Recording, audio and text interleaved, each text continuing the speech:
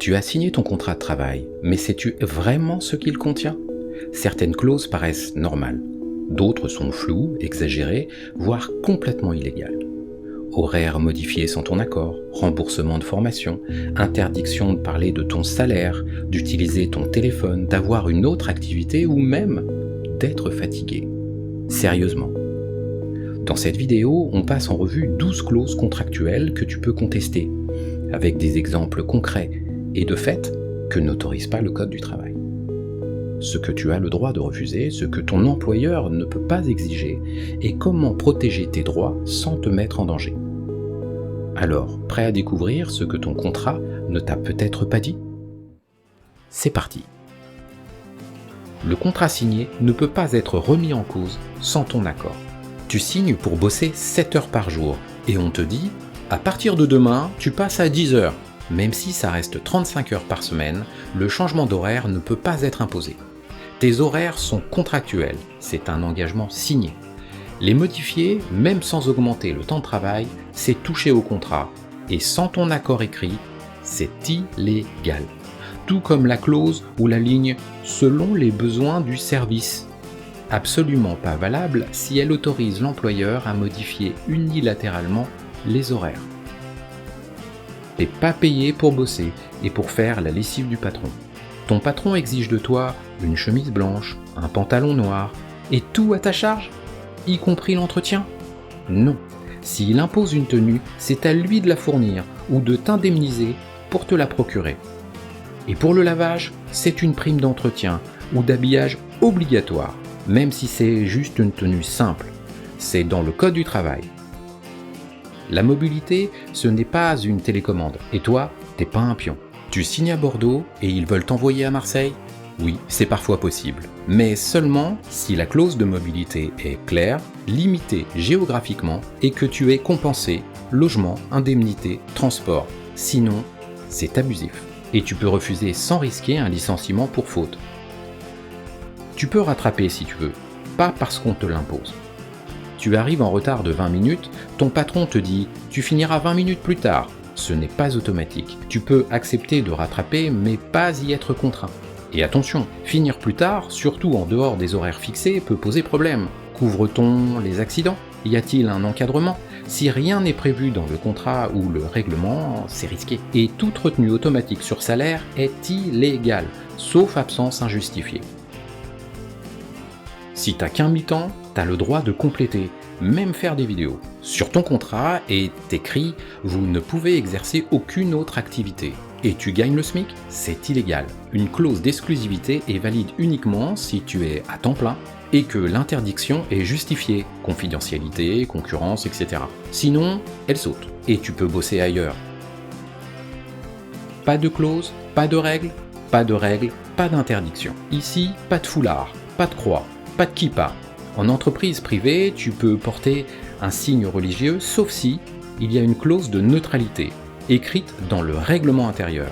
Elle est justifiée par la nature du poste, sécurité, contact client, impartialité, et qu'elle est appliquée de manière égale à tous, sinon c'est de la discrimination religieuse. Tu bosses pas en cellule, la vie privée, ça compte aussi au boulot. On te dit interdiction totale du téléphone perso. Est-ce légal ? Oui, mais seulement si. C'est écrit dans le règlement intérieur et justifié. Sécurité, confidentialité, danger. Sinon, la vie privée est protégée au travail, même pendant les heures pro. Et ton patron n'a pas le droit de fouiller dans ton téléphone, même si c'est un téléphone professionnel. Une démission, ce n'est pas un piège, c'est une décision. Ton contrat dit « Toute absence non justifiée de 2 jours est égale à une démission automatique ». C'est totalement illégal. Une démission, c'est un acte clair, volontaire, écrit. Tu ne peux pas démissionner sans le vouloir. Et si c'est une clause floue du genre « Des absences répétées entraîneront une fin de contrat », là aussi, clause nulle. C'est au juge d'évaluer les faits. Tu signes un contrat, pas un pacte de silence. On te dit « Ce qui se passe dans l'entreprise reste dans l'entreprise ». Ok, pour garder le secret pro. Mais certains contrats vont trop loin. Interdiction de parler à vos collègues, même de vos salaires. Ça, c'est illégal. Tu as le droit de parler de ton salaire. Et autres abus courants, Vous perdez vos primes si vous critiquez l'entreprise. C'est une sanction déguisée. Une prime, c'est un droit ou pas. On ne la retire pas au bon vouloir. Ton job, c'est de bosser, pas de faire le clown pour la déco. Ton contrat dit, vous ne devez pas évoquer votre rémunération. Faux, tu as le droit de parler salaire avec tes collègues. Et cette clause, le salaire s'engage à adopter une attitude positive et souriante, sérieusement. L'attitude, ça ne s'impose pas, c'est du comportement, pas une obligation légale.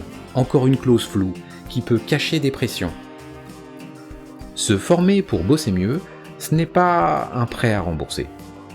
Ton contrat dit, si vous démissionnez dans les 12 mois, vous devez rembourser la formation. Et là, tu te dis, attends, je dois payer pour avoir appris à mieux faire mon boulot ? C'est abusé. Et pourtant, ça peut être légal. Ça s'appelle une clause de débit formation. Elle est valable seulement si elle est signée avant la formation, elle précise le montant exact que tu devrais rembourser, et la formation doit être vraiment utile pour ton poste. Si l'un de ces critères manque, clause nulle. Tu ne rembourses rien. Être disponible pour travailler, oui. Être corvéable à merci, non. Et cette clause dans ton contrat, le salarié s'engage à rester disponible en dehors de ses horaires, selon les besoins de l'entreprise. Pardon ? Disponible à toute heure ? Et ta vie perso, tes enfants, ton sommeil, on les oublie ? Cette clause est ce qu'on appelle floue, et donc illégale. Le code du travail est très clair.